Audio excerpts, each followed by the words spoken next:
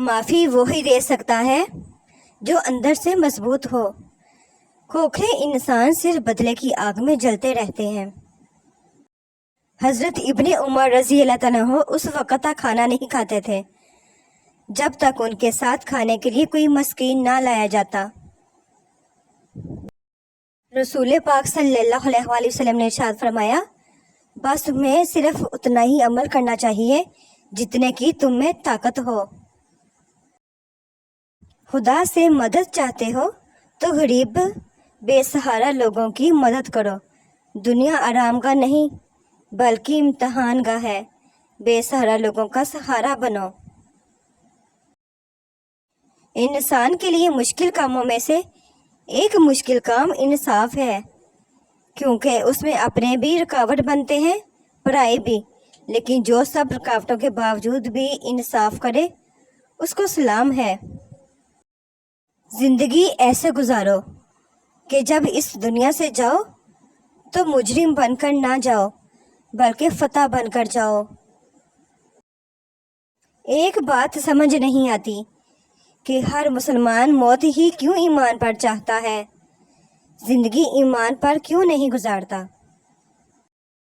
اپنے اندر کی گندگی کو دوسروں میں تلاش کرنے کو شک کہتے ہیں۔ شکی انسان بہت قیمتی رشتے شک کی نظر کر کے کھو دیتا ہے۔ زندگی میں بعض لمحات ایسے ہوتے ہیں جو برسوں سے زیادہ قیمت رکھتے ہیں اور گزر جانے کے بعد ہم قیمت دے کر بھی انہیں دوبارہ حاصل نہیں کر سکتے۔ ماں باپ کی جتنی ضرورت ہمیں بچپن میں ہوتی ہے اتنی ہی ضرورت ان کو بڑھاپے میں ہماری ہوتی ہے۔ اس خوشی کو کیا کرو گے جو رب کو ناراض کر کے حاصل ہو؟ کسی کو اذیت دینے کے بعد بہتر ہوگا کہ تم بھی اپنی باری کا انتظار کرو۔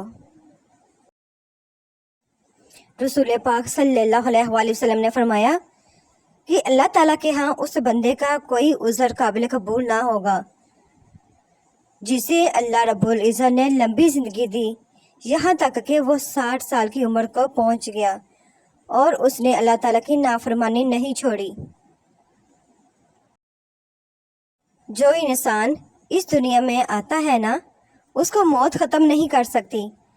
موت اختتام نہیں ہے، موت ایک سفر ہے اس جہاں سے دوسرے جہاں کا، وہ جہاں اس گزاری ہوئی زندگی کے متعلق سزا اور جزا ملتی ہے۔ رسول پاک صلی اللہ علیہ وآلہ وسلم نے فرمایا، خفیہ اور اعلانیہ طور پر زیادہ سے زیادہ صدقہ خیرات کرو، تمہیں تمہارے رب کی جانب سے رزق دیا جائے گا، تمہاری مدد کی جائے گی اور تمہاری گرتی حالت سنبھال دی جائے گی۔ حدیث نبوی صلی اللہ علیہ وآلہ وسلم، جس کسی نے بغیر ظلم و زیادتی کے گھر بنایا یا بغیر ظلم و زیادتی کے کوئی درخت لگایا تو جب تک اللہ پاک کی مخلوق میں سے کوئی بھی اس میں سے ایک بھی نفع اٹھاتا رہے گا، اس گھر بنانے والے یا درخت لگانے والے کو ثواب ملتا رہے گا۔ آپ صلی اللہ علیہ وآلہ وسلم نے فرمایا، مسواک کرنا منہ کو پاک کرنے والا اور رب تعالیٰ کو راضی کرنے والا عمل ہے۔ انسان کا بہترین ساتھی اس کی صحت ہے، اگر اس کا ساتھ چھوٹ جائے تو وہ ہر رشتے کے لیے بوجھ بن جاتا ہے۔ اپنی صحت کا خیال رکھیں۔ نبی پاک صلی اللہ علیہ وآلہ وسلم نے فرمایا، مومن طعنہ دینے والا، لعنت کرنے والا، بے حیا اور بد زبان نہیں ہوتا۔ اللہ کو کثرت سے یاد کرو اور اپنے رب کو کثرت سے یاد کرو اور شام و صبح اس کی تسبیح کرتے رہو۔ ہر بچھڑنے والا رشتہ ہمارے جسم میں ایک احساس کو مردہ مار جاتا ہے۔ کچھ لوگ ہمارا یقین مار جاتے ہیں، کچھ پیار، کچھ اعتماد اور کچھ خوشیاں۔ معافی تو ان کے لیے ہے جن سے غلطی ہو جائے، باقی جو ظلم کرتے پھرتے ہیں ان سے تو ایسا انتقام لینا ہے کہ ان کی اپنی اوقات یاد آ جائے۔ تنہا رہنا، تنہا چلنا اور تنہا لڑنا سیکھیے۔ زمانے کا کام ہے مشکل میں ڈالنا اور اللہ پاک کا کام ہے مشکلوں سے نکالنے کے لیے 1000 راستے نکالنا۔ کسی کی خدمت میں پیش کیے جانے والے تحفوں میں سے سب سے بہترین تحفہ احترام ہے۔ صدقہ فقیر کے سامنے عاجزی اور باادب پیش کرو، کیونکہ خوش دلی سے صدقہ دینا ہی قبولیت کا نشان ہے۔ رشتے پھولوں کی طرح ہوتے ہیں، اگر توجہ نہ دی جائے تو مرجھا جاتے ہیں۔ رسول پاک صلی اللہ علیہ وآلہ وسلم نے فرمایا، مومن کا مرض اس کی خطاؤں کا کفارہ ہوتا ہے۔ نماز میں ناغہ نہیں، حاضری لگتی رہنی چاہیے۔ محبوب کو پتہ چلے کہ ہاں آیا ہے، چاہے سبق یاد ہے یا نہیں یاد ہے، مگر کلاس میں حاضر ہے۔ حدیث نبی پاک صلی اللہ علیہ وآلہ وسلم، تم میں سے کسی کا سر لوہے کی کیل سے پھاڑ دیا جانا، یہ اس کے لیے کسی غیر محرم کو چھونے سے بہتر ہے۔ نبی پاک صلی اللہ علیہ وآلہ وسلم نے فرمایا، میری چاہت اور خواہش ہے کہ میری امت کے ہر فرد کے دل میں سورہ یاسین ہو۔ ایسی دوستی نہ کرو جس پر پچھتاوا ہو۔ روز قیامت بہت سے افراد ایسے ہوں گے جن کی ناکامی اور گمراہی کا سبب ان کے دوست بنیں گے۔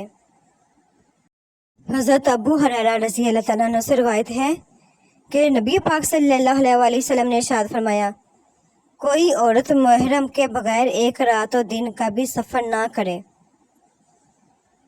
رسول پاک صلی اللہ علیہ وآلہ وسلم نے ارشاد فرمایا، مریض کی عیادت کرنے والا واپس آنے تک جنت کے باغ میں رہتا ہے۔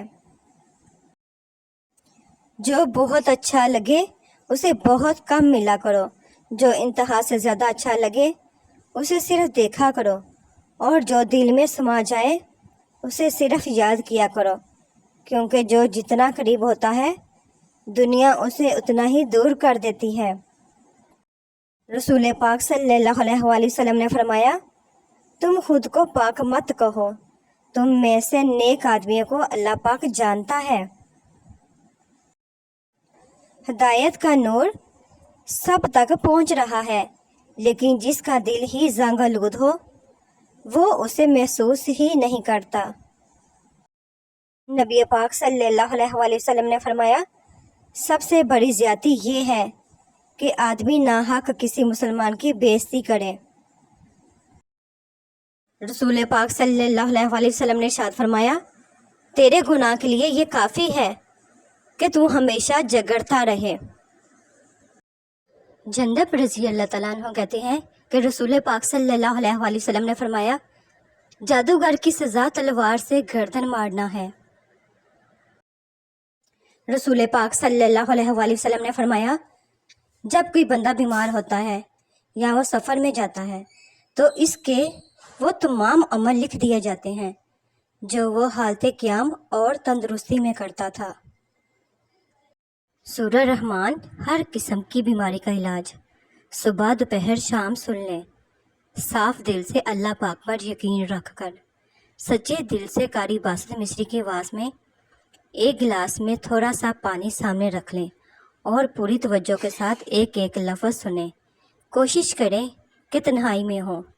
7 دن تک یہ عمل کریں۔ اگر 3 دفعہ نہ بھی سن سکیں تو روز 1 مرتبہ سن لیں۔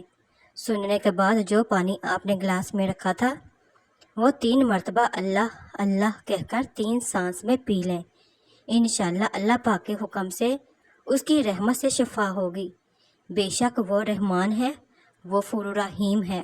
یہ عمل آگے بھی ضرور شیئر کریں تاکہ کسی اور کا بھی فائدہ ہو سکے۔ اللہ پاک آپ کو اپنے حفظ و ایمان میں رکھے، آمین۔